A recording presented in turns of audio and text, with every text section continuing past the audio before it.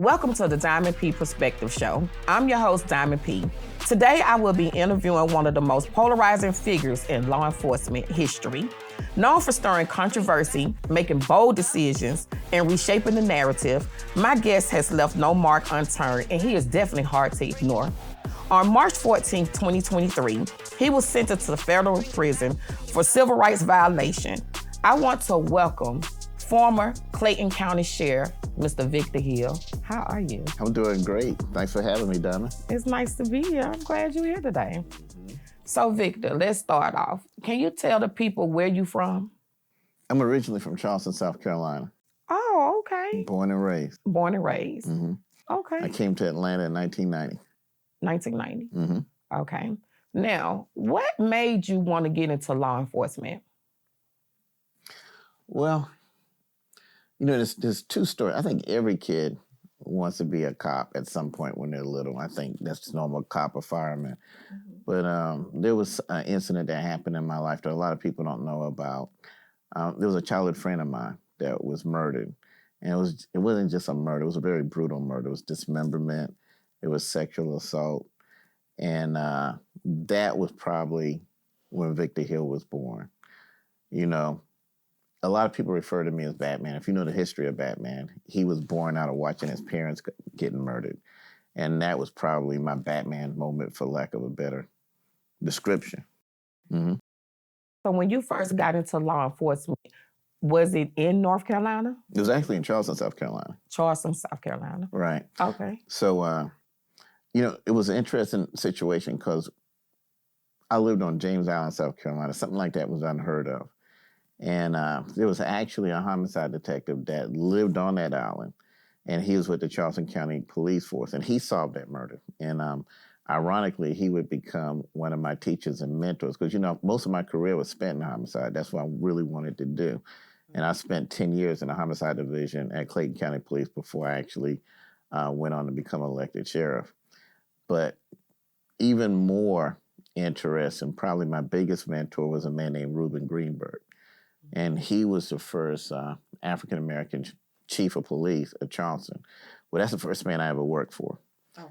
And maybe 70% of what I know I learned from him. Okay. He was the original crime fighter. Okay. So what made you transition into Atlanta? My aunt lived in Atlanta, and I would come and visit her, go to Six Flags, and like everybody else, I fell in love with Atlanta, and I knew this is where I wanted to be. And, you know, I thought this would be an interesting place to pursue my career because it's a lot more going on here in Atlanta than would be in a small town of Charleston, you know? Okay. So my question is, I read that you was working at the Atlanta Police Department before it was ever a Clayton County. You know, that rumor has always gone around. I've heard for years that I was with APD, that I was a Red Dog before I came over. I mean, that's always gone around. That probably came about because I used to be a driver and bodyguard for the former police chief, Eldrin Bell. But, you know, that was after he was police chief, and that's why he was running for chairman, and that's when I was doing the security. But a lot of people got that story confused, and they thought that I was with APD and I was his bodyguard during that particular time. Okay, I got you. So you joined the Clayton County Police Department July the 20th of 1992. Let's get into it. Talk about it. Absolutely.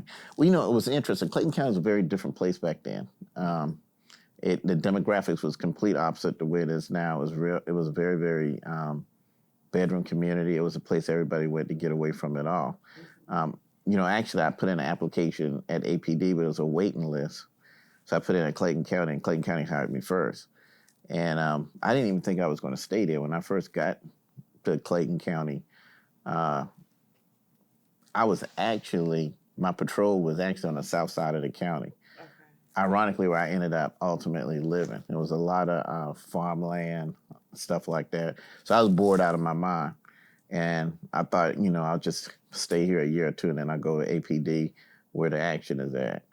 And as fate would have it, there was a drastic change. The Olympics came.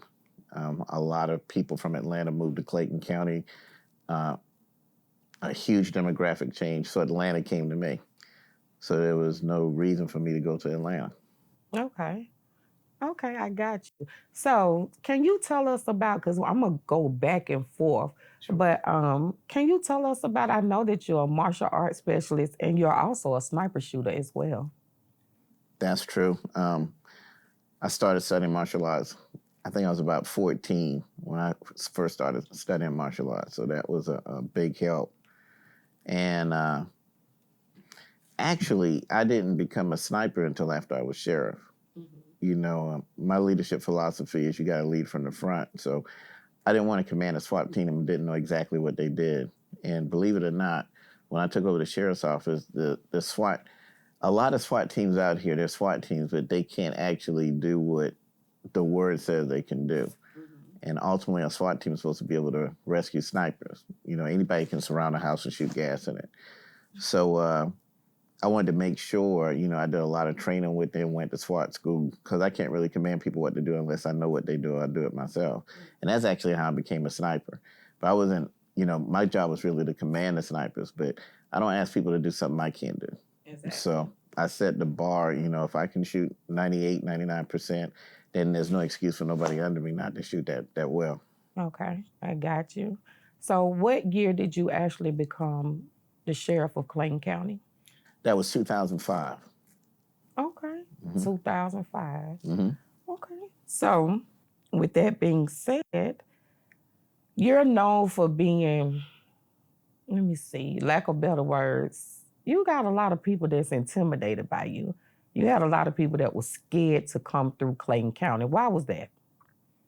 I can't imagine why. I mean, you see just little old me, you know what I'm saying? But, you know, the only thing I can tell you is this. When I was a rookie police officer, I worked for Reuben Greenberg. Very interesting man.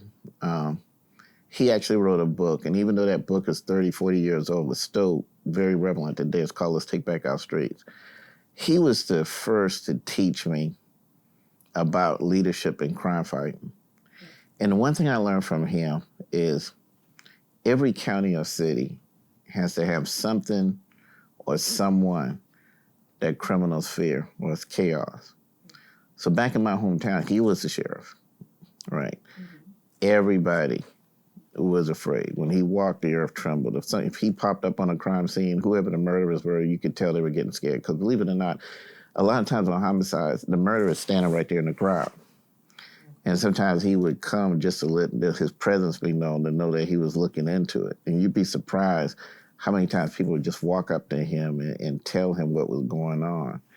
And I learned from him. And, you know, everything rises and falls on leadership. Whatever the leader is, the organization is. If the leader's paranoid, the organization's paranoid. If the leader has courage, the organization has courage. So that I learned from him. And, you know, when you lead a law enforcement agency, the criminals got to know you mean business. If the criminals don't know who you are, you're not doing your job. If the criminals don't know to act right when they see you, you're not doing your job. If they feel comfortable selling drugs and doing whatever they want in your jurisdiction, you're not doing your job. Got you.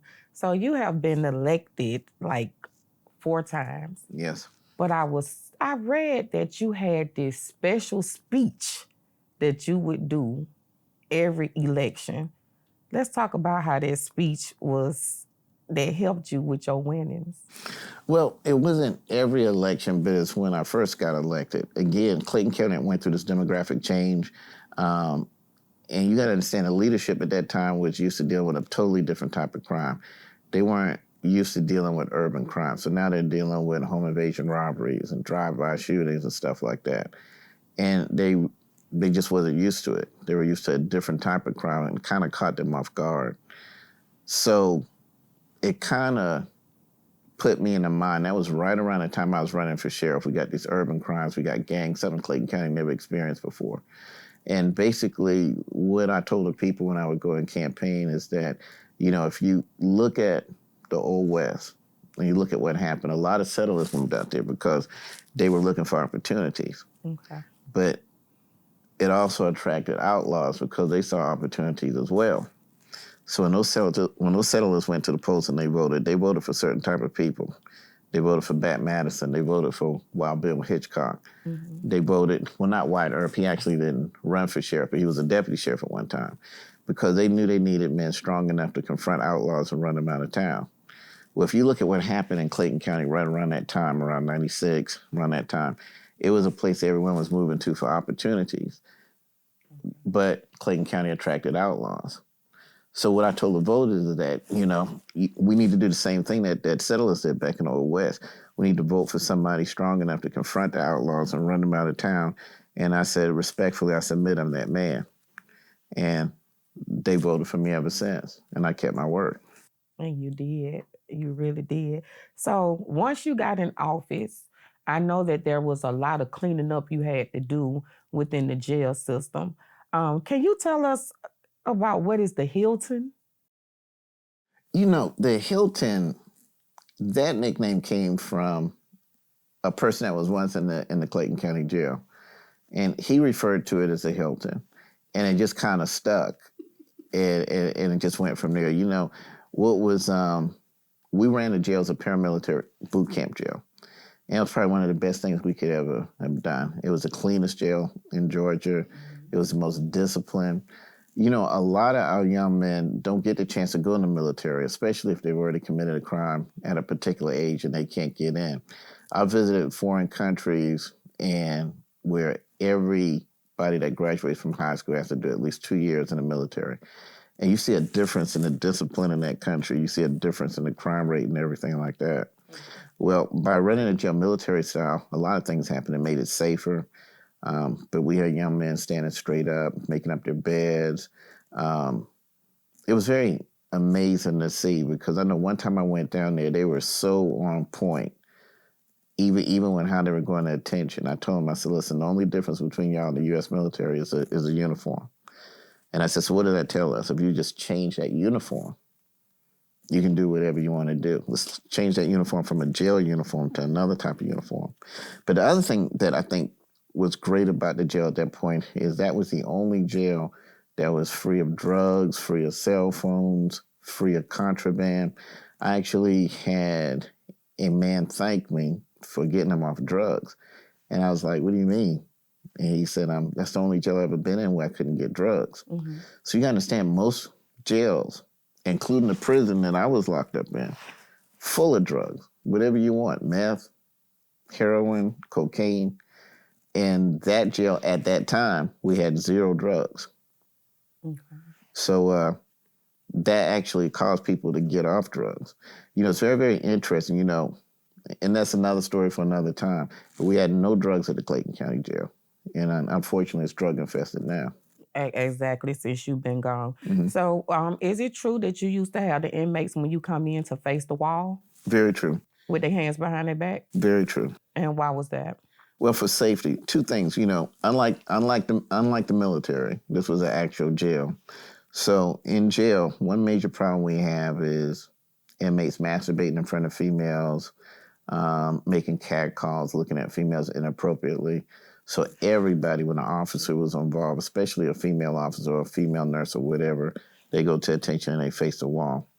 Another reason that works is because in order to attack a person, you have to see them. So, if I can't see behind my head, so that makes it safe as well. The hands kill. Every officer is taught for that. You got to watch people's hands.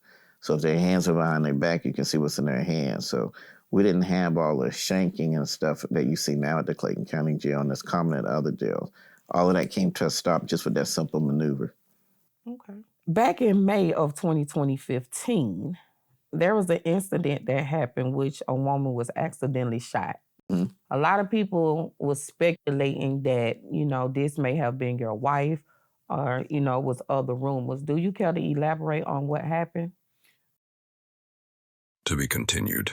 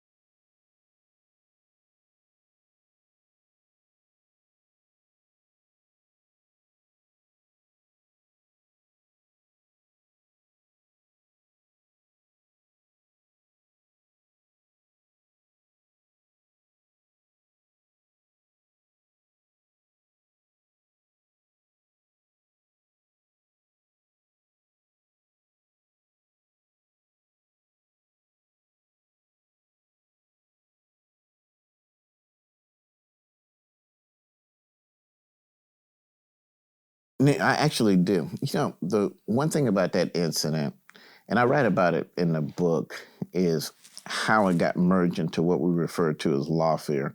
My book is called Vigilante Sheriff, but the subtitle is The Truth About Corrupt Prosecutors Weaponizing the Criminal Justice System. The first deputy that was ever killed in the Clayton County Sheriff's Office was killed by an accidental shooting. Mm-hmm. They were training. It was a very unfortunate accident, and he died. That deputy was never indicted, never prosecuted. As a matter of fact, he worked for me for a number of years. I wasn't the sheriff at the time when it happened, but he worked for me for a number of years before he actually retired. Right around that time, when I had that accidental shooting, there was a young man at a pawn shop on Terra Boulevard, and he accidentally shot either his wife or girlfriend while looking at a weapon. Well, it's interesting that when I had an accidental shooting, there was suddenly criminal charges, and they were trying to upgrade it to see if they could get it to aggravated assault, which would make it an intentional shooting. So I say that to say this, I'm not saying that you shouldn't be charged if you have an accidental shooting, and I'm not saying you should be charged. But the main point of this book is to show how politics works, because it wasn't about the accident, and it wasn't about, unfortunately, the young lady. Nobody really cared about her. They were just concerned about coming at me. You know what I'm saying? So with that being said, I have a question. Sure. What do you think about the Young Thug trial? I think it was a waste of taxpayers' money and another good example of lawfare. I write about it in my book. I call it the Robert Ford syndrome. And a lot of prosecutors have the Robert Ford syndrome. And not just prosecutors. We got to be honest. There's investigators that have the Robert Ford syndrome as well. Unfortunately, members of the media have the Robert Ford syndrome. So we ask, okay, what's the Robert Ford syndrome? Yes. Well, to understand what the Robert Ford syndrome is, you got to understand who Robert Ford is. Robert Ford was the man who shot and killed Jesse James. Okay. He shot him in the back. So historians agree the reason he did it is because he thought that if he shot and killed Jesse James, that all of the accolades or fame or whatever that Jesse James had would automatically transfer over to him. Mm-hmm. Maybe, the old saying, and who's actually a friend of mine, Ric Flair, he used to always say, to be the man, you got to beat the man. But he meant something totally different than that. Mm-hmm. So when you have Robert Ford syndrome prosecutors, they're more interested in prosecuting someone high profile if they think it can get them 15 seconds of fame, if they think it can propel them to a higher office. Mm-hmm. So you see a lot of prosecutors wasting time going after high profile people. And if the high profile people actually did something, well, that's understandable. I'm not saying if you're high profile, you can just go out and rape, rob, and murder. We're not saying that. But when you start stretching and making up stuff, like I think we all know it's ridiculous that YSL, he's not the head of crime in Atlanta. You know what I'm saying? I'm not saying he's 100% innocent, but I think a whole year, that's a waste of time. And when you see stuff like that, you see what we call Robert Ford syndrome prosecutors. And that's exactly what we had in Clayton County. The DA's office in Clayton County came at me not once, not twice, but 3 times. And all 3 times exaggerated. Where did these issues start and how did it take place? Like what happened? Okay. Well, let me do this. We're assuming people even know who Jeff Turner and the DA is, and a lot of people probably don't. Turner is the former chairman of Clayton County, and at one point, for a brief period of time, he was a police chief before he was fired. The DA is a woman named Tasha Mosley. 2 of these people have been political enemies of mine all of my career. So the DA, she has a long history of supporting my political candidates, which she has a right to do. That's fine. She has a right to vote for who she wants or whatever. But what this book is about, what we're talking about, is the misuse of the criminal justice system for lawfare. And that's what the Clayton County District Attorney has done in my case. The first time the Clayton County District Attorney came at me actually was with a RICO charge, kind of like the RICO stuff you saw going on with YSL. Mm-hmm. And what we see is that charge, that charge was actually designed for organized crime, and for hundreds of millions of dollars and hit murders and stuff like that. So when I was running to go back in office back in 2012, suddenly there's a special purpose grand jury. And the next thing you look, there's a 27 count RICO indictment. Well, now you got everybody thinking, oh my God, he's the head of the mob or whatever like that. What a lot of people don't know is those charges were around my patrol car. Believe it or not, they said that every time I drove my patrol car out of town, I stole the car. So they actually said that that's not true story. You can look it up if you go to the Clayton County Courthouse and look up the actual indictment. And see, that's the problem when you see stuff like this, because the media doesn't play this. The only thing the media would say is 27 count RICO indictment. The only thing they'll say is use the sheriff's office for his personal enrichment. They would never say what it's about. And of course, I've always had a contentious relationship with the media because I don't even talk to them. Exactly. Right. So, which would be a waste of time anyway. We sent it to them just to see what they would do, and they never played it. But actually, those charges, I stole the same police car 5 times, the same one, not a different one. So that meant I stole the car, gave it back to myself, stole the car, gave it back to myself. And then every time I put gas in the car, that was considered a RICO count. So now you got this 27 count RICO indictment. Now, 1 second. Sure. I know it sounds hard to believe. The patrol car that you was actually assigned to. Right, and guess who assigns the sheriff's patrol car? I'm listening. The sheriff, because he's elected, right? The sheriff, right? I pick which car I'm gonna drive, you know what I'm saying? So anyway, the sheriff has to have his car 24/7, because you gotta understand, even if I was in California, which I didn't drive to California, but let's just say I was there, and let's say one of my deputies killed somebody, got killed, or there was some major incident, escape at the jail or ride or whatever, and I had to get back. Okay. I have a car, so I'm authorized to buy a plane ticket in a minute notice to get back here as fast as possible. So one way or another, I have to get back, be it by car, be it whatever. I think we all know if I'm not that far away, it's easier for me to respond back in a patrol car than it would be for me to patrol by that. That's never happened in the history. No one has ever found another sheriff that's been charged with stealing his patrol car.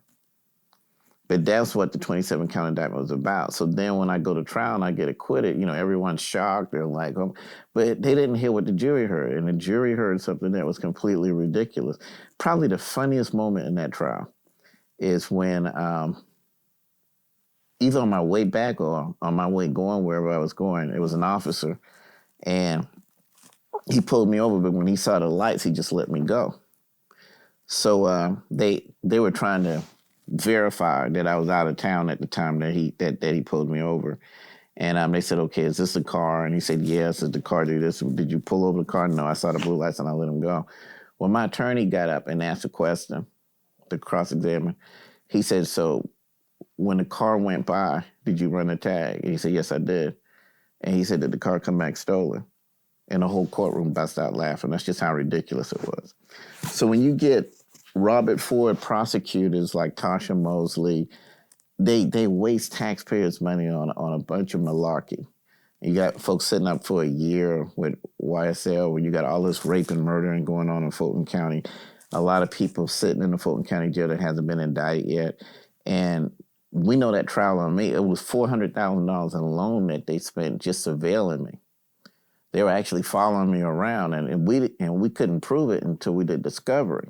And now you got 17 deputies following me everywhere I'm going. Why? Because... Exactly. Why? That was my next question. Exactly. Well, again, that's what we get to weaponizing the criminal justice system. Okay, when you start using, the criminal justice system wasn't designed so that if you don't agree with a person's politics and you think he can win an election, that, well, let's do this. Let's charge him with something. That way, either he can't run, or either someone will think he's done something, so they won't vote for him. Mm-hmm. And that's essentially what they were trying to do. If you don't like a person, you don't vote for them. But you don't indict people because you don't think you can beat them, or you don't think that you can overcome them at the polls. And we see a history with prosecutors where if they get involved in politics, if they're friends with someone who's running, like the case that we got going on in Clayton County, or if they don't want to see a particular person win for whatever their political ideology is or whatever, then they use the power of prosecution to see if they can do something. Because there's only two things you can do. There's this thing what they call politicians. You ever heard them call a politician and say he's politically entrenched? Yes. Okay, and that pretty much means, okay, he's going to be hard to beat. You know, he could go to an island and be on vacation and still win the election. Because if people are pleased with him, they like what he does, they're going to vote for him no matter what. Mm-hmm. Well, there's a group of people out there that they feel that they know better than the voters. And if the voters don't agree with them, well, then they got to find another way. And there's only two ways to defeat someone who's politically entrenched. And that's assassination, which we saw in DeKalb County with Durham Brown, or that's with these political indictments, which you've seen happen with me. Exactly. So if you don't mind me asking, how many times has this been like done to you? Because it seems like every time I turn around, you was quote unquote in the news for something, but you always beat it. Mm-hmm. Mm-hmm. A total of 3 times. A total of 3 times. You got the 27 count indictment with the sheriff's car. Then of course the unfortunate accidental shooting, which again, you know, that's a travesty because nobody cared nothing about the young lady. They were more interested in how they could come at me. I mean, I remember speaking to her and she said that she thought they were looking for her to die or wanting her to die just so they could come at me with a murder charge or something, and it was simply an accident. And then, of course, you got what we're about to talk about here in the book. You got the infamous restraint chair, which is another first in the history of the United States. So you're just making history in all kind of crazy ways. Especially when it comes to corrupt DAs, just using the criminal justice system, you know, they gotta. I've become the apple of the DA's eye. I see. So for the people that don't know, can we talk about? I think this person was the DA, Kim Kimbrough. Kim Kimbrough was the sheriff that I defeated, and he worked in conjunction with the DA to stop me from running again. Let's talk about it. Right. Ain't much to say. I mean, you know, I think it's an example of what happened when Barney Fife gets to be sheriff for a little while, and you see what happens, and you know, Clayton County is not Mayberry, you know. We don't have Otis. Otis doesn't come and lock himself up and say, hey, I did something wrong. In Clayton County, you know, we got to go and find Otis. Okay. Yeah. Now, here's my question. Oh, my God. So, on March 14th, 2023, you were sentenced to federal prison. Yes. For civil rights violation. Yes. Let's talk about it. Let's talk about it from the beginning and let's work our way through it. Let's talk about it. Exactly. Okay, first let's deal with the restraint chair. Okay, restraint chair is in every jail. It's in hospitals. It's actually in schools. It's a device that's used to restrain people, not just when they're violent, but when they show the potential for violence in order to stop them from doing anything else. Again, we've made history. Nowhere in the history of the United States has a sheriff or anyone been charged for simply authorizing the use of the restraint chair. What happens is when you see all the restraint chair related cases, the person's in the chair and they're being pepper sprayed or they're being assaulted, beaten or something like that. And that did not occur in this case. Now it's interesting. I want to give you 2 little tidbits of history before we get into the politics of it. Okay. Number one, it's interesting when you hear the news talk about it, and even when you hear the prosecutors, they'll say excessive use of force. Well, there never was any force used. No one used force. First of all, I didn't use force because I'm not the person that did the actual putting the person in the chair. But the people who didn't use force. They just say sit in the chair and they restrain the person. So we got to ask, when did restraint chair or handcuffs or weight chains become a weapon? It obviously just became one. Because if you're saying excessive use of force, there's no force that was used. Anytime we arrest someone, we say, turn around, put your hands behind your back. And they turn around and put their hands behind their back. We don't do a use of force report. Why? Because there was no force used. But now if we say, turn around, put your hands behind your back, and they swing at us or take off running or whatever, and we have to tackle them and there's a tussle. Now we have to do a use of force report because it took force to actually get them into the restraints. So now suddenly I become the first to use excessive force by using restraints when there was no force used to put the person in the restraints to begin with. Because if this new precedent they're set just to come at me is true, then that means every second or every minute that a person sits in waist chains and leg ankles in a courtroom, every minute that's force being used. And for the amount of time that he's there, that's the amount of force. And we know that's not the case. The restraints are there to prevent people from doing whatever they do. Okay. Also, there's another falsity out there. You'll hear, it was actually, believe it or not, when they did this 3-panel committee to look into it to recommend whether or not I'd be suspended or not, they jumped out there. Well, one of them did. The guy in Burke County jumped out and said, well, that was excessive use of force. He violated his policy. Not true. Policy clearly says we can use a restraint chair as a preventative measure in order, if we think this person is violent or has a potential for violence, maybe they made threats, maybe they just did something violent before they came to the jail or whatever.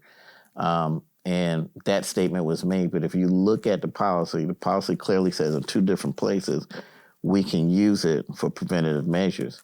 Where there's one part of the policy that says it can be used if a person's uncontrollably violent.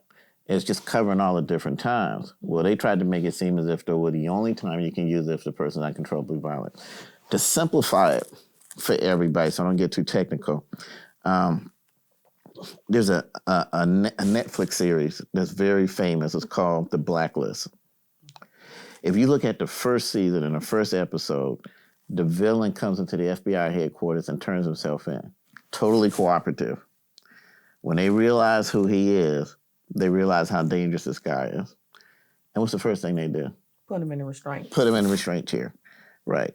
So I'm not saying that Hollywood is an expert or how things are to be used, but I'm trying to tell you, this is how it's always been used. This is how we see it been used for years.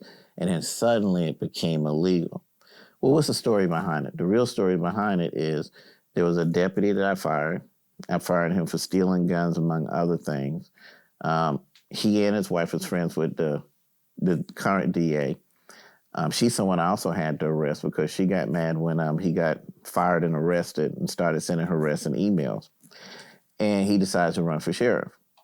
Well, one of the guys that is working hard on his campaign is a man that we've had problems with for years, and he's been in and out of jail, in and out of restraint chair. And suddenly, when he has to be put back in a restraint chair, the DA decides to do this investigation. But she doesn't want to do the investigation herself or try it herself because she knows there's going to be this connection. So she has an investigator in her unit named Dennis Baker, who was a part of the 27-count indictment, who had a lot to do with that. Mm-hmm. And guess where he's at now? He's on the FBI task force. So they bring in the feds to do it. And then they make it a federal charge. That's how it really got started. Well, let me add this before you ask your next question. The judge in my case is friends with the DA. The federal judge in my case, husband used to work at the Clayton County DA's office. And the judge in my case also is Facebook friends with one of my political opponents. And thus you have this, but the only thing you see on the news is civil rights violations. And I got some other good nuggets for you too. And if you want me to add it now, you want to ask another question first. Go ahead. I want so now you got all these civil rights violations. Well, here's another thing people don't know. The FBI comes to my office and they want to see all of the times the restraint chair is used. Mm-hmm. Not all the time the restraint chair is used by the sheriff's office. The times it's used by me. If you look at every time the restraint chair was used, it comes up to 630 times. I authorize its use probably about 10 or 12 times on that 630 times.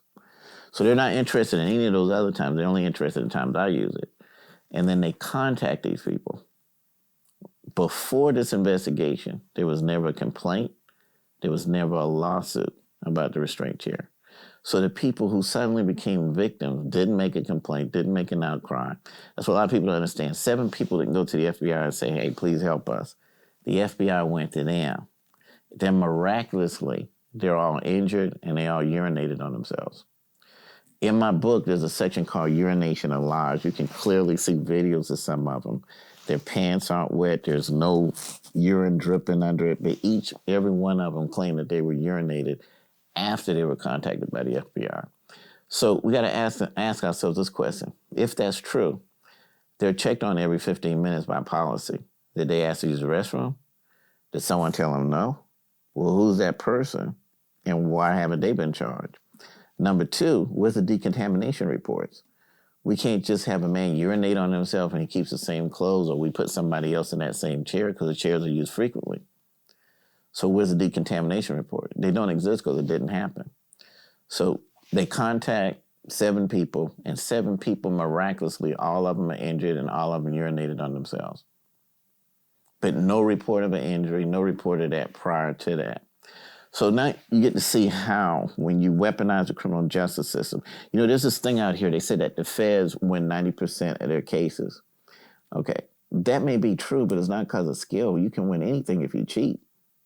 That's true. Right? Yes. So if you get to go tell people what to say and you're doing stuff like that, maybe that's why they're winning 90% of these cases.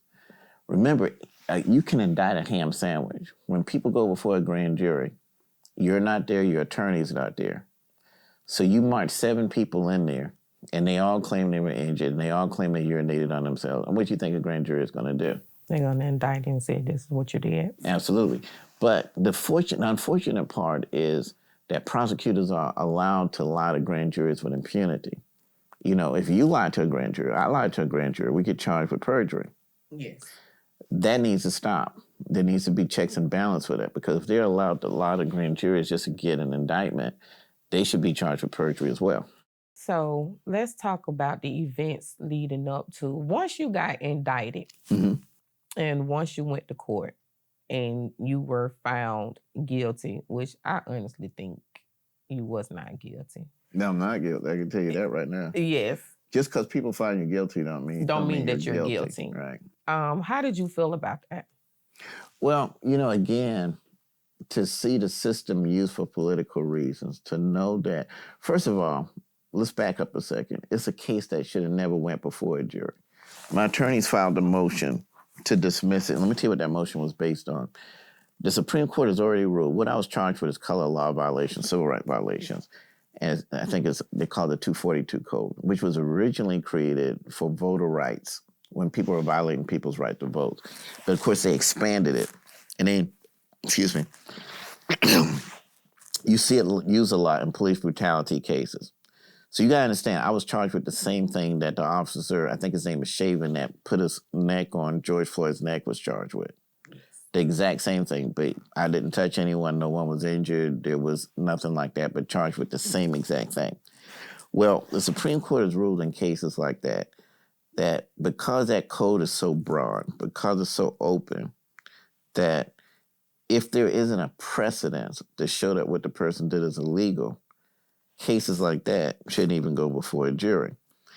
Let me give you the best example that we probably all know about. There's a case called Tennessee versus Garner. And what happened was a young man had burglarized a house, and he took off running, and the police shot him, and they killed him. And he was a teenager. Well, those officers didn't go to jail because, the law said you could shoot a fleeing felon, but it wasn't clear.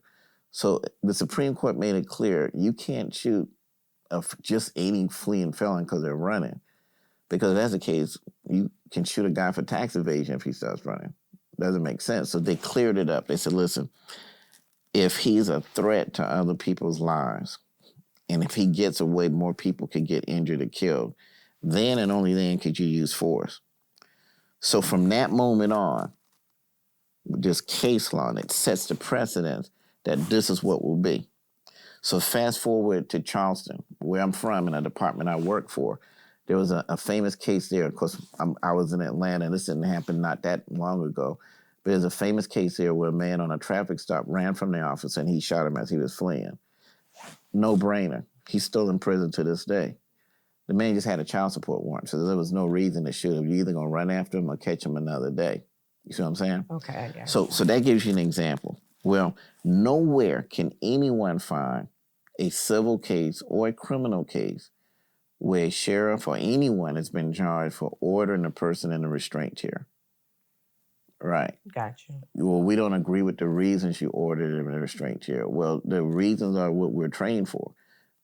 Because it clearly says if people show pre-attack indicators or certain things that they're done, you can use restraints. And we're not talking about choir boys here. We had one of them that beat an 80-year-old lady and her 60-year-old daughter in a grocery store. The 80-year-old lady was actually in a chair. You know, miraculously, they stopped showing that video. When it first happened and we were hunting for him, they showed that video a lot. Then a year or two later, when I'm indicted for him being in a chair, a man that also made threats towards officers, that video suddenly disappeared. But of course, it's going to resurface soon. So those are the type of things that are left out. Also, you got to think when we were in trial, there was a motion in limine which limited what we could say. So we're not able to tell the whole story to the jury. We're unable to tell them about the campaign and how this case is directly related to a campaign. Well, two things you got going on. You have a judge that lets this case go before the jury, which it shouldn't, based on rulings from the Supreme Court, two that came out right around the time of the indictment. And then you also have a judge that's saying, okay, well, they can't say this and they can't say that. So now you literally got us fighting with our hands behind our back. Why? Why can't we present those things? Exactly. It's because they want to push to get a conviction. Because they needed a conviction to stop me from running for office. Let's see another interesting thing. Let's just say hypothetically I was guilty, which I'm not.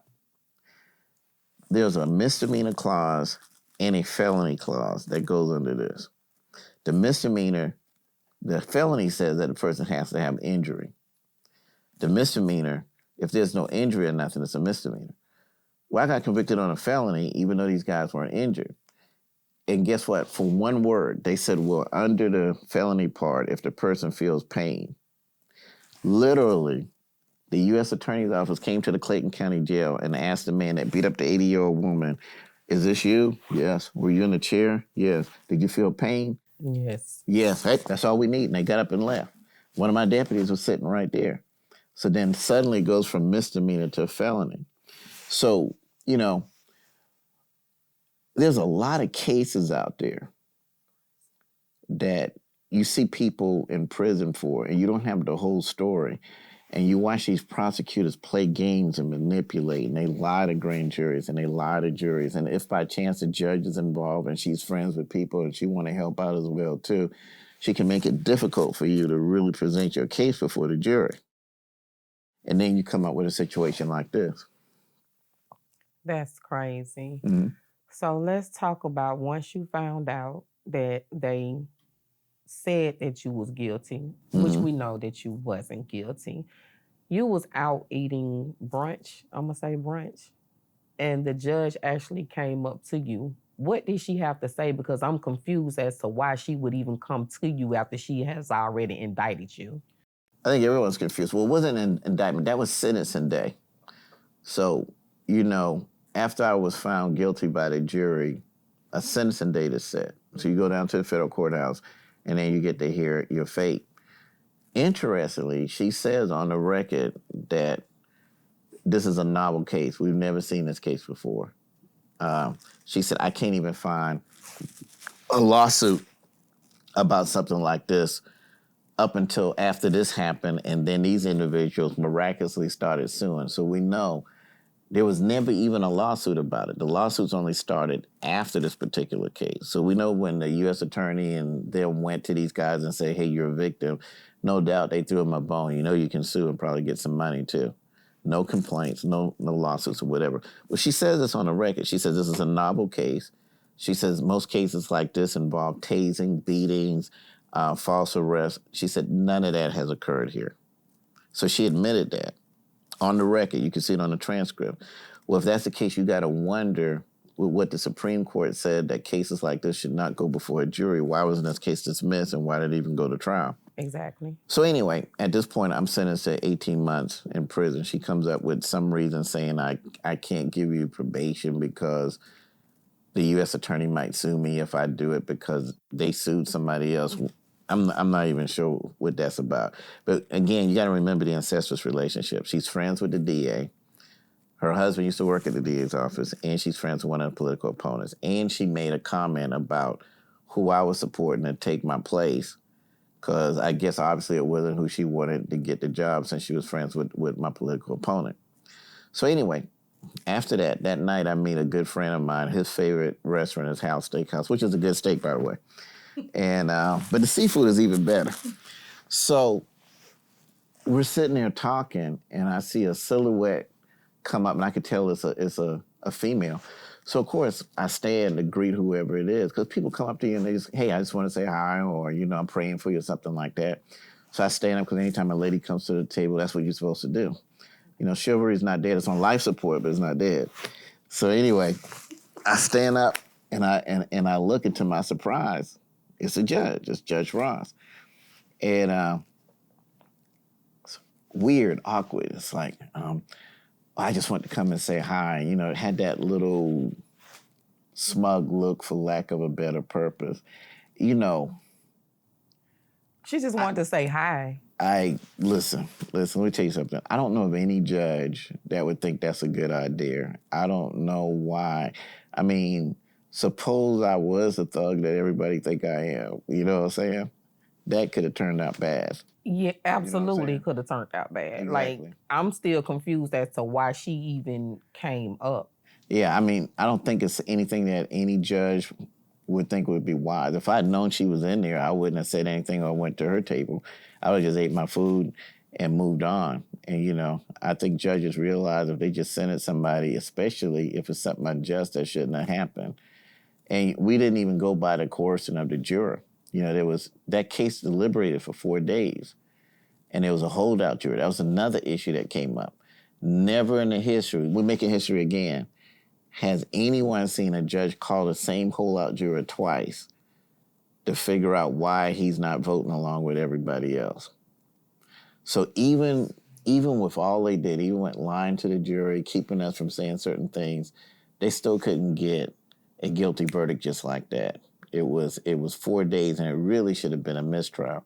But she didn't want it to be a mistrial because she had too much invested in it. She got the friends and everything like that. The fact that she even let the case go to the jury meant she wanted a conviction. So she pushed it, and finally he gave in. There's a witness, and she's in my book. And she said, and she used to talk to the DA who's behind all of this, the Clayton County DA that pushed the feds to do all of this in the relationship. And she said that while speaking to her, while this case was being deliberated, she said that they were working on getting to this juror to either make sure he was taking medication or give him medication, which was weird. Whoever said the guy was on medication? If he was on medication, that's a reason for concern. And who would be reaching out to him to try and do something like that? So, that's something that's still out in the air that needs to be looked into as well, too. Okay. So let's talk about, how did you prepare yourself all the way up to the day that you had to turn yourself in? Well, mostly the preparation. I didn't have to do no mental preparation because, first of all, I've been around jails all my life. I ran a jail for all these years. And, I'm no stranger to the streets, or I'm no stranger to killers. So, I was just going to be spending the night with them every night. So that really wasn't an issue. The things I wanted to make sure to take care of things like financial and stuff like that. I didn't feel like taking care of a house while I was there or having someone take care of it for me. So I just did things like that, sell my house and, did certain things. Because when I came out, I wanted to have more mobility. I didn't want to have to worry about somebody taking care of that. So the only preparation I really had to do was logistical stuff or stuff like that. Okay. So when did you actually, I know it was a time frame for you to turn yourself in. When did you turn yourself in, and how did you get there? It was May. You mean what was the mode of transportation? Yes. It was a private plane. Not you. Well, yeah. Well, not you flew private. Well, let me tell you why. A lot of people, usually when they have to turn themselves in, it's not that far away. And usually when politicians go to jail, excuse me, I apologize. When politicians go to jail, they're sent to camps. Well, I wasn't sent to a camp. I was sent to a real prison. And not only was I sent to a real prison, I was sent to a prison 1,000 miles away. Well, 1,000 miles away, that's not the type of trip you wake up. It's not like I was going to that place in Alabama where I could wake up 8 in the morning and be there by 12, or probably way before then. You know, that's a day trip, and a trip that you probably would have to be driving all night or spend the night. So it was more logistical feasible just to take a plane there. And then that way I'm right there and there's no problem. And then that way I got to sleep in my bed the last night instead of having to sleep in a hotel. So that's all it was to that. So once you got to the prison, how was it, and how did you transition into like being there? you know that's where it gets very, very interesting. So not only am I sent to a real prison, but if you look it up, it's considered one of the 10 worst prisons in the federal system. And not only did they send me to this prison, they put me in the most violent housing unit in the prison, right? I'm sorry. It's not funny, but you know, it is funny in a way. I'm sorry. Right? So, and no doubt that's done on purpose. Because you Victor Hill. Right, I mean, right. It was coming. It was coming. Exactly, because like one guy told me that was in there, he was like, I'm real surprised at how well you're doing. That's what you talking about. He said, when you came in here, you're a cop. He said, the only thing lower than a cop in here is a chomo, which is short for child molester, right? Okay. But no doubt that was done on purpose. I remember when I first went in, maybe 3 hours later, I get called back up to the front. And the officer says, hey, just checking on you. And I was like, okay. He said, you okay? I said, yeah. He said, they know who you are? I said, yeah, they all know who I am. I said, they must have got access to the internet. That's another story. Okay. And so he laughed and he said, well, are you scared? I was like, no, I ain't never scared. And he was like, okay, well, if you need us, let us know.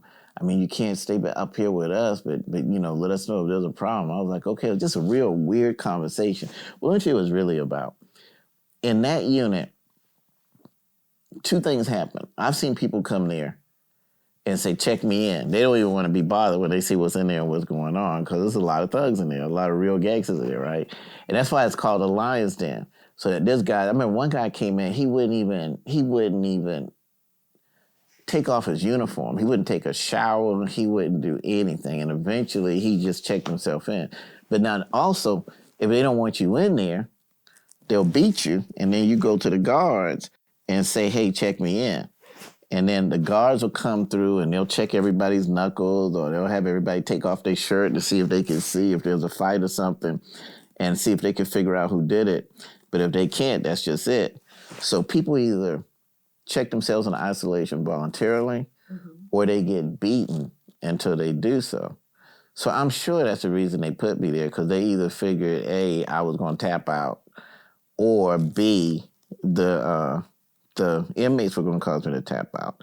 And when that didn't happen, it was a shock. So maybe 3 months later, I get called up again. This time as a high commander.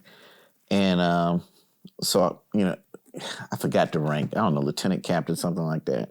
So I go to his office and I'm waiting because I don't even know why I'm there. And then when he calls me in, he said, look, I just want to check on you. He said, I understand you're a high profile figure in Atlanta. I said, yeah, that's true. And he said, are you having any problems? No. Anybody bothering you? No. Well, how's your family? They're fine. Because, I didn't have any visitors. I did that on purpose. I didn't want visitors. Right? Yes. Yeah. And all that is putting people in your business. You know what I'm saying? So then the next question he asked was, well, what about emotionally? I was like, what you mean? Are you having any emotional problems? No, I'm fine. And then there was an awkward silence. I was like, well, I appreciate you checking in. And then I went back to the lion's den, and that was the end of that. We're going to take a short break, and when I return, we're going to continue the conversation about Victor's time in prison.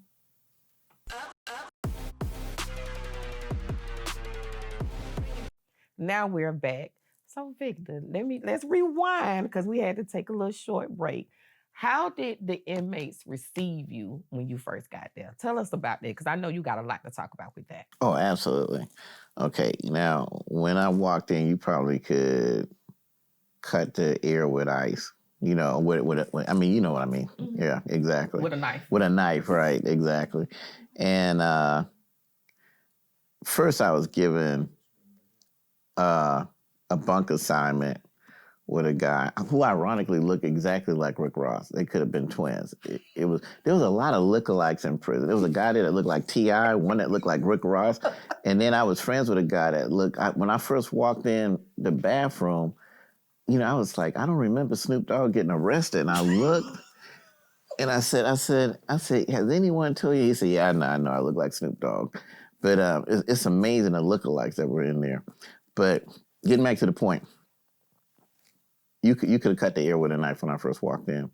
And my first assignment with the guy that I told you looked like Rick Ross was interesting. He was like, okay, hey, look, you know, wash the bathroom. You gotta disinfect it every time. It was a very dingy place. It had black mold, whatever.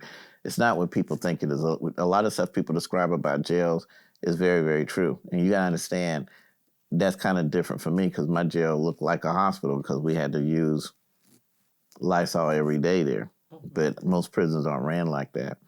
Well, I had a young man come back to me and he said, hey, we got to change bunk assignments for you.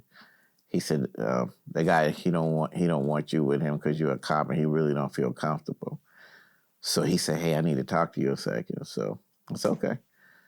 So he said, come here, let's sit down and talk.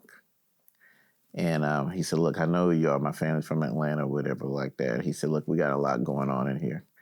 And a lot of people really don't feel comfortable with having a cop here.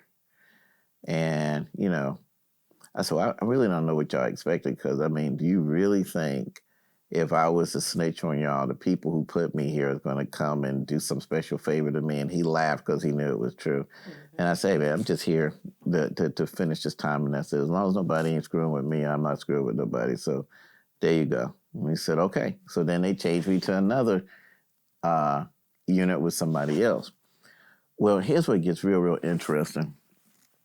If you want to talk about community policing, you know, the day community policing is, I'm not sure what people think community policing is, because when you see people talk about we're community cops, you see them doing all kind of goofy stuff like making dancing videos and you know, crying on TV and doing all kind of crazy stuff to show they're human too, which to me is ridiculous and doesn't get the job done. I think real community policing is when you connect with people and you do the job correctly and they feel safe as a result of it.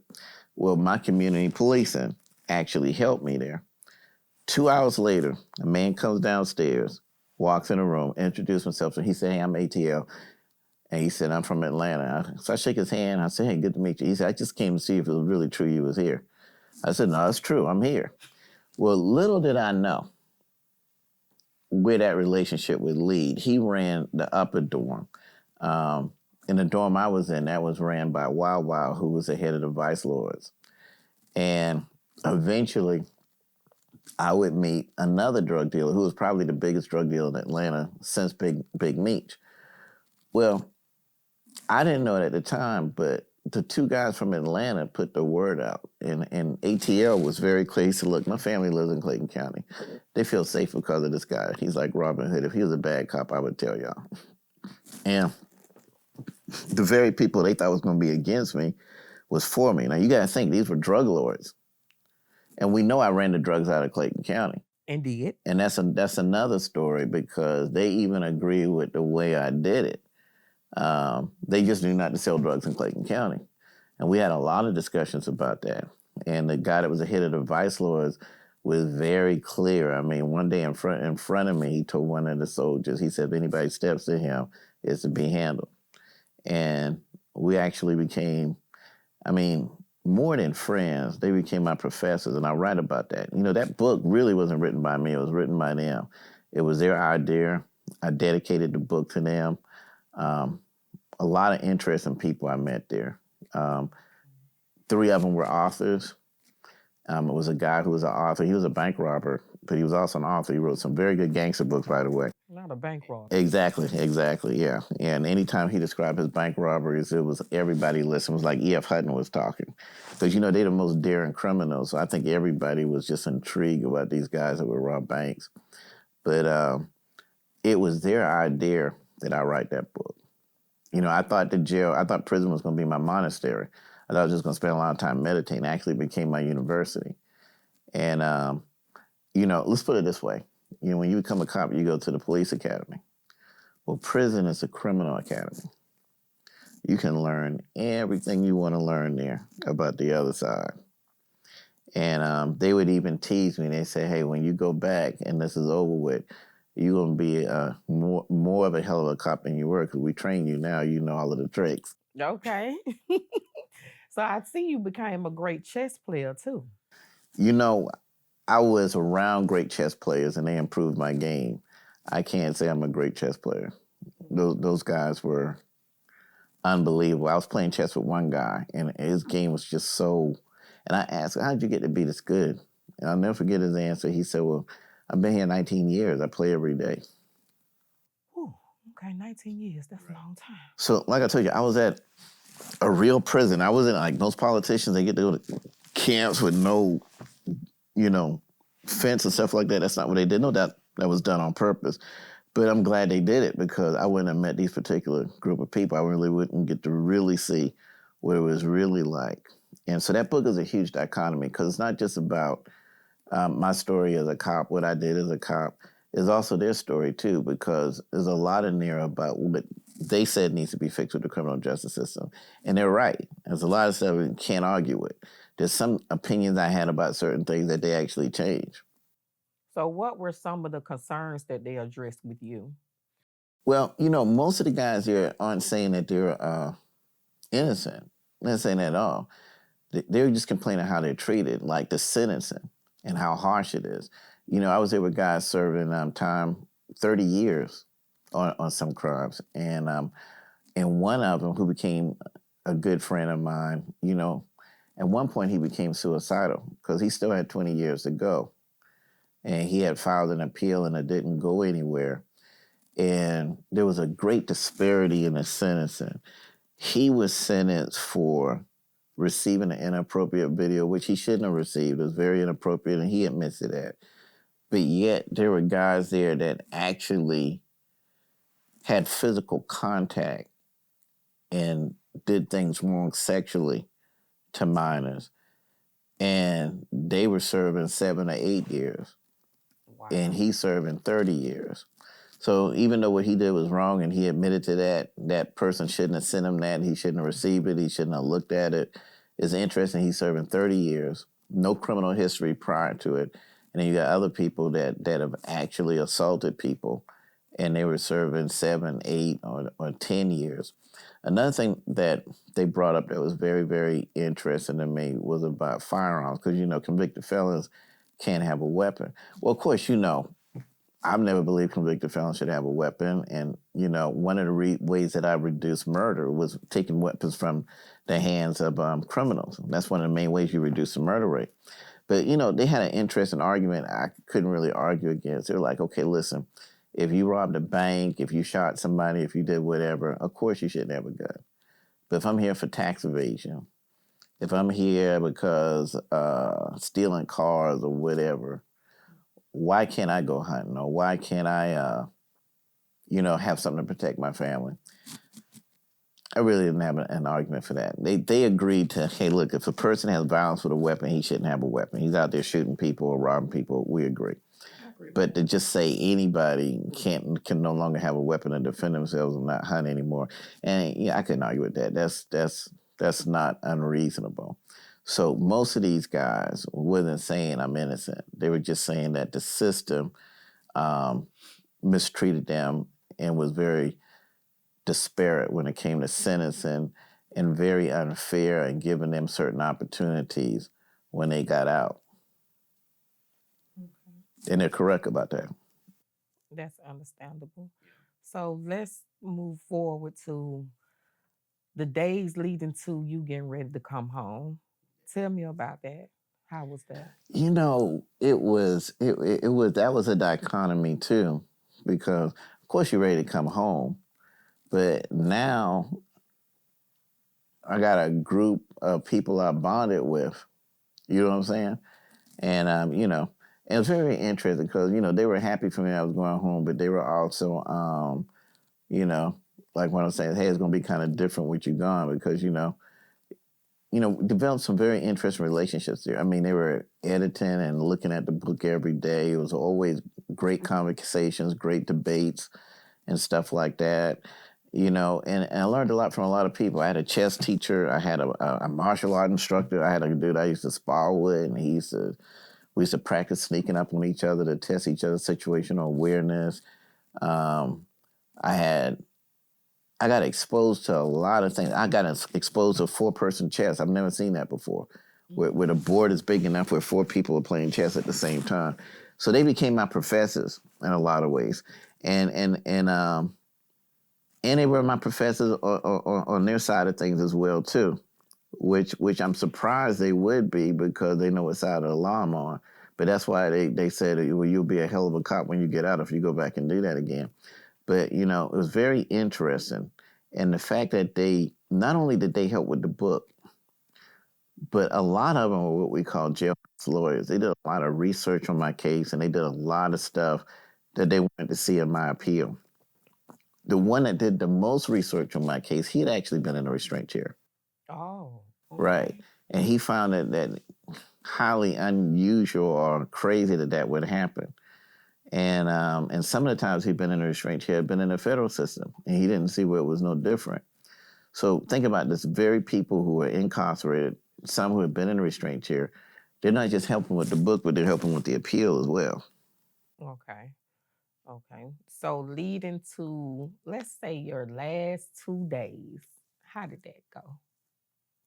Getting ready to come home.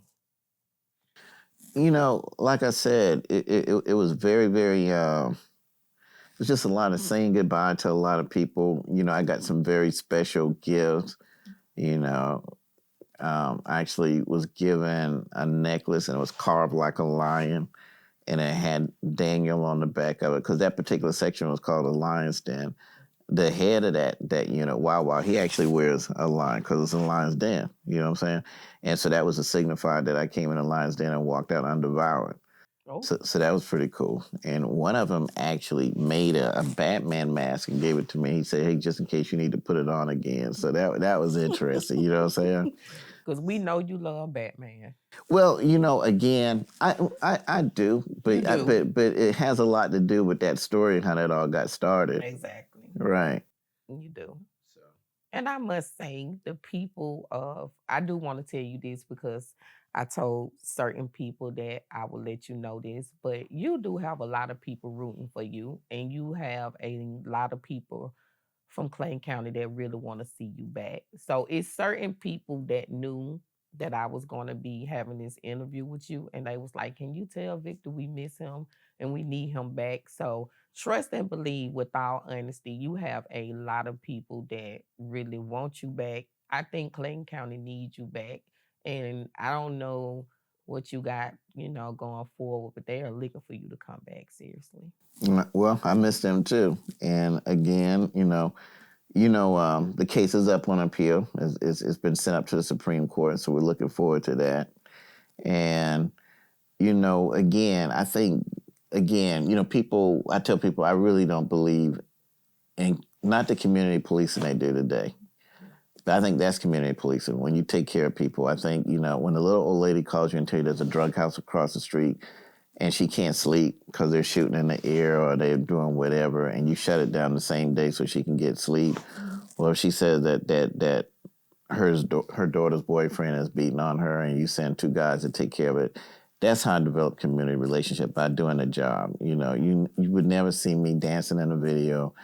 You're not gonna see me baking hot dogs or playing with dolls or breaking down and crying at press conferences.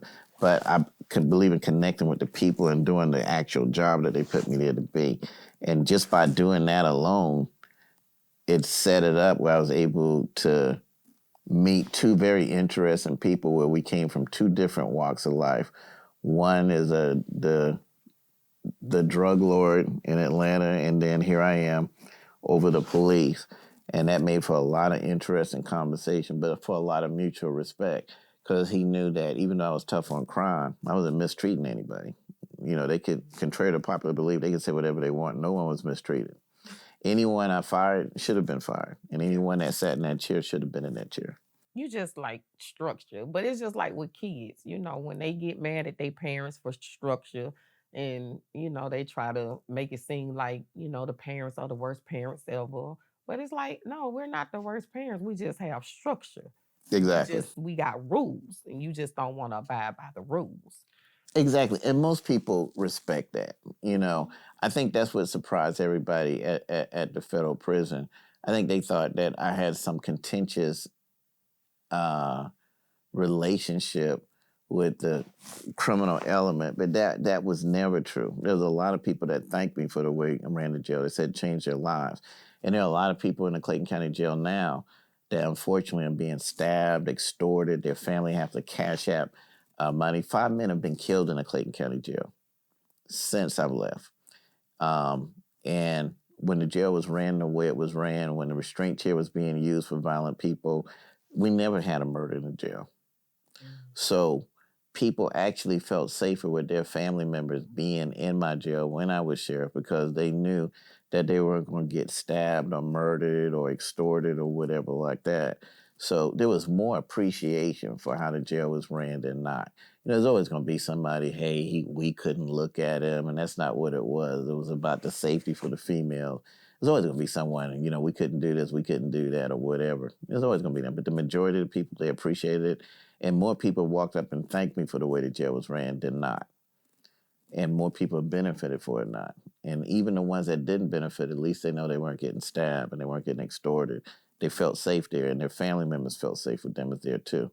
When there's no structure and there's weakness in the leadership, then you get stabbings, you get whatever. And then you get a drug trade. The one sold drugs in the Clayton County Jail when I was there because they knew better. Because remember, anytime drugs are being sold in a jail, you can't blame that on inmates. Drugs don't float into a jail. It has to be brought in by officers. And like I always tell people, people think I was hard on criminals. I was hard on officers. The iron fist had to be the same on my officers as the criminals. Because if I don't have an iron fist on them, they'll run rogue. They'll start kicking people with handcuffs on. They'll start bringing drugs into jail and doing whatever. So that fear factor had to be there more for them than for the inmates. Excuse me. And that's why there was no drugs in the jail when I was here. And that's why there's some drug lord now getting rich off that jail. Yeah, because I know I came through Clayton County Jail a couple of times. And I had to get turned back around because I didn't know I had certain things in my pocketbook and stuff. So, yeah, your officers at the time. Really? Yeah. I can't imagine. I bet you can't. I came through there a couple of times. I was like, I need to see Victor Hill. And they was like, what you here for? And I just need to see Victor Hill. And they was like, you can't have this in your pocketbook. I was like, wait a minute. It ain't even no weapon. But they was for real. And then when I saw deputies and the officers, they was getting checked too. Absolutely. So I was like, dang. I was like, you can't do nothing. And it was nice and clean up in there, because I'm not going to lie. For a minute, you couldn't pay me to go through Clayton County. I could tell you now. Mm-hmm. But you couldn't pay me to come through. I was scared to come through Clayton County. I really, really was. Because I had heard about you. Right. But then, when I met you, I was like, man, I'm coming through Clayton County. I never got time for all that. Victor don't scare nobody. But I knew you were for real. I knew you were for real. Right. But I ain't never played with your county, though. Right. But I trust me, that was a county that I did not, I was just like scared to go through. And I ain't even do nothing wrong. Mm-hmm. So I knew that, you know what I'm saying, I understood how everybody else feel. But since we own it, sure, and I'm talking about myself, how did you feel about hearing rappers use you in their lyrics? To me, that was the greatest honor I ever had. If you're an elected official, someone's going to give you an award or a plaque, whether you deserve it or not, hey, community service or whatever like that. But you got to understand, my job deals directly with the streets. So my job is to keep the streets clean of drugs, to keep it clean of shootings and murders, and because we don't want 5-year-old kids like what we had having taken stray bullets or whatever like that. So I've always said and when I say this, I'm not talking about rappers because rappers aren't criminals. So I want anybody thinking that because that's a profession. But what I mean, if the criminals didn't know who I am, I wasn't doing my job. Well, because rappers express their artwork about the streets, they know about the criminal element and they know what's in the streets or whatever like that. So the fact that I was put in a lot of rap songs, good or bad, it meant I was doing my job because it meant that my work was having an effect and was being relevant. So I would much rather, I thought that was the highest honor. Oh, Yeah, okay. yeah, absolutely. Because my job is the streets. So if you're a real street cop or whatever, and you're acknowledged by people on the street, then that means you have an effect you need to have. Okay. Yeah, I mean, it's good to get something from the Rotary Club. I love them, but the Rotary Club is not what I'm dealing with every day. I'm dealing with drug dealers. I'm dealing with robbers, rapists, murderers, whatever like that. So by being in those particular rap music, Okay. So how did you feel about your patrol car being on Grand Theft Auto? Because that has never happened in the history of Grand Theft Auto. again, the same because again, like I said, if you're the sheriff and a certain element, a certain generation don't know who you are, then you're not doing your job and you're not being effective and you're not relevant to what's going on the streets. Mm-hmm. So whoever added my patrol car there did that for a reason. And they didn't just add a patrol car, they added the Black Hawk unit, which was a unit I created to deal with certain things. So again, I think that's very, very important because, you got to be real careful.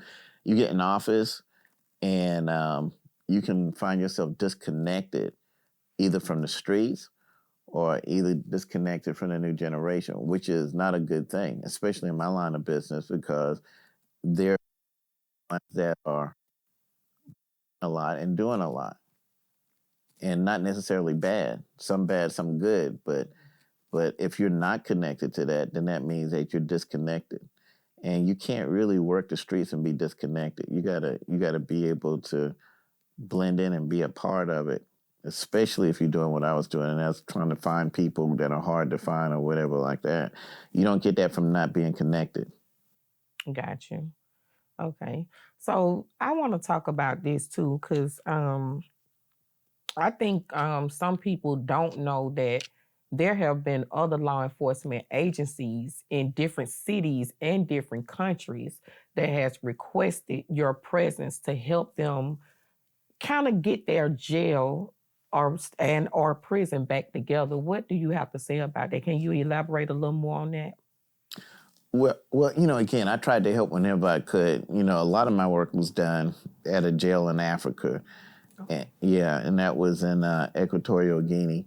And basically, it was very third world. So there's no police or corrections, just soldiers. And the soldiers handle everything. And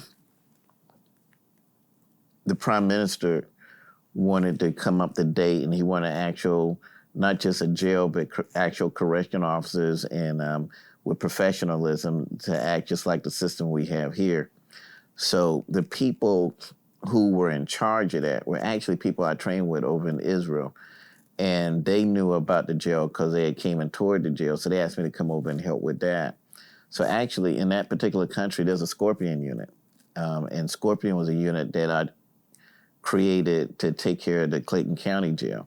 Now, interestingly, that unit's name was used for a unit in Fulton County on the street and a unit in, I believe it's Memphis. And there was a famous incident that happened out of that didn't turn out well, and it was disbanded. But it all really, the name of the unit, not what they ended up ultimately doing, but the name of that unit actually originated from a unit that I had to take care of the jail. And so there was a lot of collaboration when I went back and forth to Israel to train 3 times because they had special strike forces for their jails as well too, and they had a unit called the Masada. Okay. And that's where a lot of that came out of. So most of that work was done in Africa. Oh, okay. Okay. We'll be back. We're going to a commercial break. And once we get back, I have more questions for former Clayton County Sheriff Victor Hill.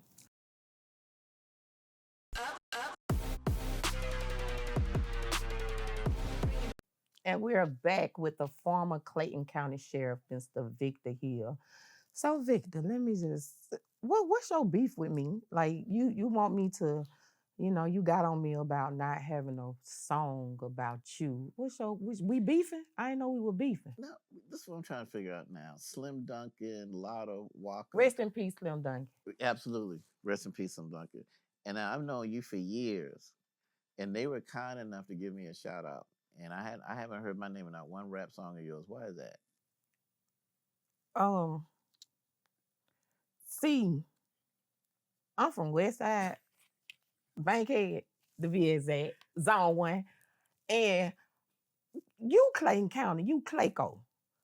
So, but I got you though. I ain't gonna need, cause you know what, I got you, cause you got me to the point where I'm not even scared to drive through Clayton County and everything. So yeah, I got you. Make sure it's hard.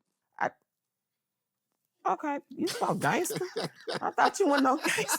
You done went to prison with the real gangsters and drug dealers and killers. Now you, Yeah, they were real. They was very much so real. They was very much Those so my real. professors.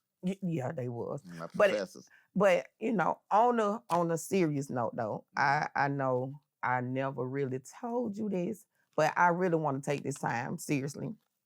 And I really want to thank you because a lot of people don't know that when my son was murdered, you was the one that really did what you did, and you reached out to that particular, what I'm saying, county to see what was going on. And I want to tell you thank you.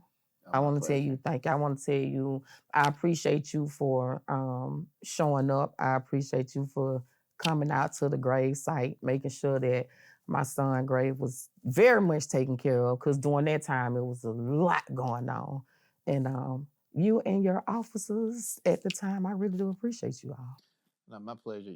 You and I know what it's like to lose somebody unnecessarily. And I think, that was my main thing. That's how the Batman thing started. And I write about it in the book. There's all type of cops, there's traffic cops, whatever. I wanted to be the cop that hunted those that steal from us, from which there can be no no you can't give that back. You know what I'm saying? You can replace a car, but you can't replace a human life. Yes. And I thank you for that. Absolutely. I thank you for that. So now that you have had time to reflect and you are at home, what choices are you making right now? Like, what are you doing now with yourself? Well, of course, I'm promoting a book. There's a crew out that's shooting a documentary about lawfare and about corrupt prosecutors. I'm definitely doing what I can to make sure that project gets complete. And of course, the case has been sent up by my attorneys up for appeal to the Supreme Court, and that basically pretty much keeps my time occupied. Okay. So a lot of people have written you off since your sentencing. What do you have to say to your critics? Mm. Well, I think people pretty much know that I never quit. Okay. So so now what's next? Are you fighting the cases? Are you fighting to get things overturned? What's next for Oh, Victor absolutely. Hill? It's been sent up before the Supreme Court. Again, like I said, I've been working on the promoting the book to make sure that the story gets out. And again, there's a crew working on a documentary. I've been working with them to make sure they get the story out correctly. And that's been taking up a lot of time. But my a lot of people don't know this. My dad, and I wasn't raised by my dad, but we had a great relationship. He was actually a Navy SEAL, and he fought in the Korean War and he fought in the Vietnam War. And At one time, it was known as UDT Frogmen. But the one thing that I learned from him, and I learned from, and why I've always been a fan of Special Forces, is you never quit. And it's about being mentally strong. You know, my brother always tells my nephew that I don't care if you can bench press 300 pounds. If you're mentally weak, you're weak. You see what I'm saying? Yes. So there's no such thing as a retreat. There's no such thing as, well, that's it, we move on. That's never the case. Do you plan on going to be, where are you planning on doing the sheriff again? Yeah. Running for sheriff again? I was asked that question. Let me tell you the correct answer to that question. And when I say the correct answer, I'm not talking about correct made up answer, but how it should be. A little old lady I've known for years asked me to go by her house so I could sign the book that she bought. And I was sitting there talking to her, and I signed the book, and we were talking. And then she started telling me certain things. She said, those guys that were selling drugs, they're back down there now, and this is back there, and things have really changed since you were gone. And I asked her, I said, hey, you're retired now. Why don't you just move?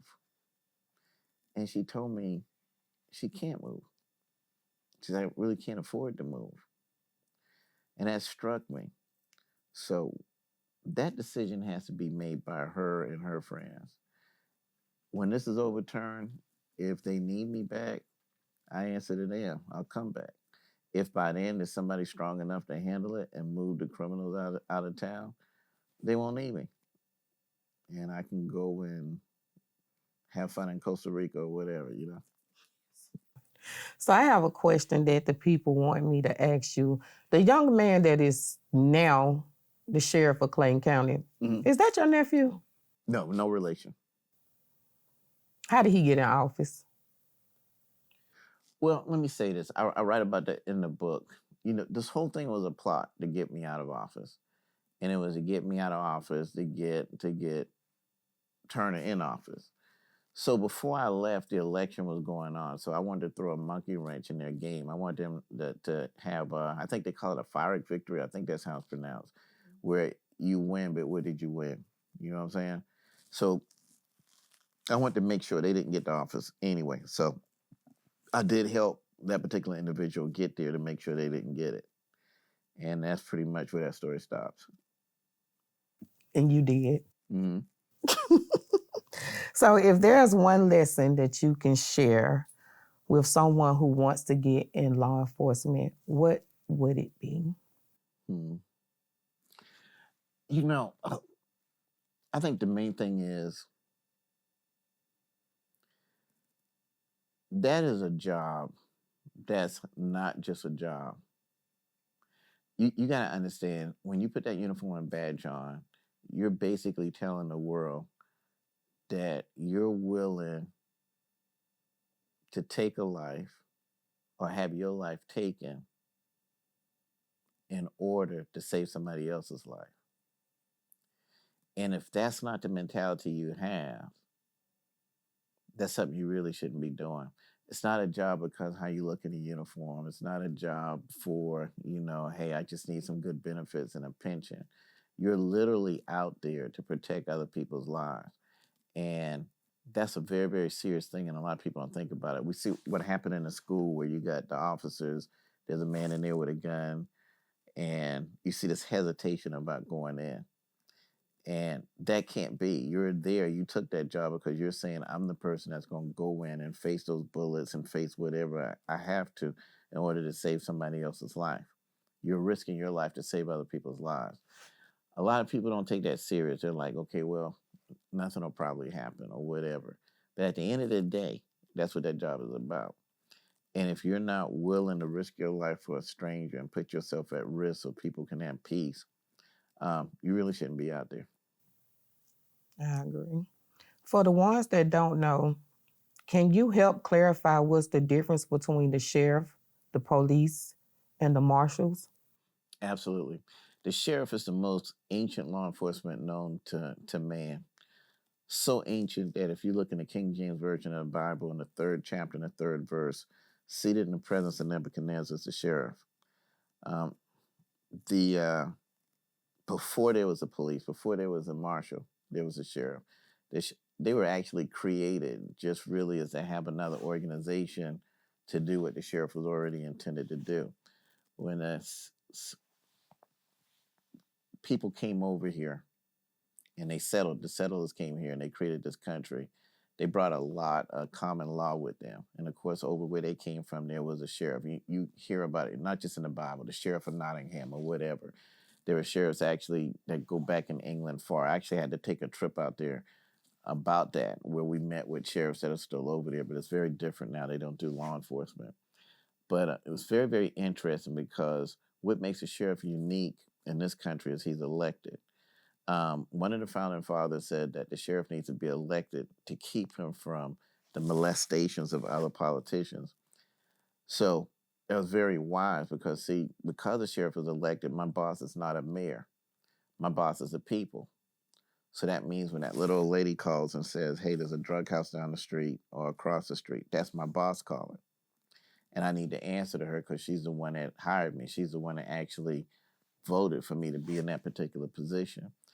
Police chiefs are appointed, marshals are appointed, but the sheriff is elected, so he answers directly to the people.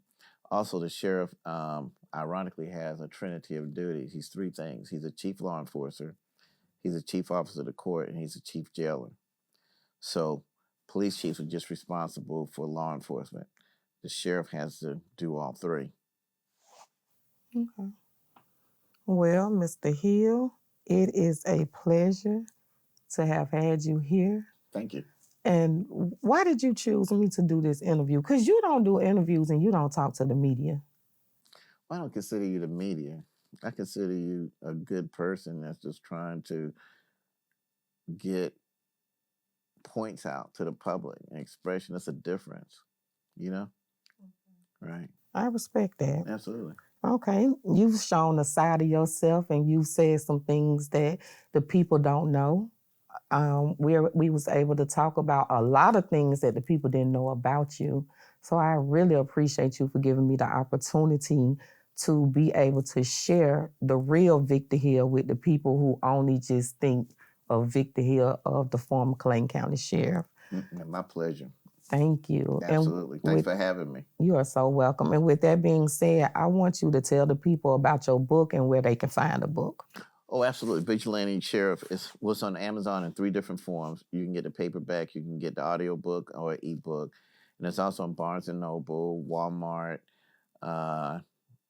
Book Soups, Apple Books, iTunes, Audible. It's on all those different platforms. And Nubian Bookstore in Clayton County, which is in Morrow, has it in stock now as we speak. So I think I really appreciate if everybody would buy it and get the real story. And especially, the story is bigger than me. The story is about corrupt prosecutors and the damage that they can do. If it can happen to me, it can happen to anybody. So it's bigger than Victor Hill. And it's also about those inmates that I was locked up with and what they're suffering and going through as well. And they were given a voice in that because that book was there out there, not mine. Okay. So as of right now, are you doing anything to help them? Are you constantly keeping in contact with them? Well, you know, it's difficult for us to keep in contact because of certain rules and stuff like that. But by taking their message out through this book, I hope that helps. And there are some of them that should be out soon. And it's going to be good to see them out and see them become successful. Okay. Well, you guys, as we wrap this up, please remember that every story has multiple perspectives. Victor Hill's story is one of the redemptions, and sometimes it takes tough moments to learn from. I am your host, Diamond P, and again, welcome to The Prospective, and we will see you next time. Good night.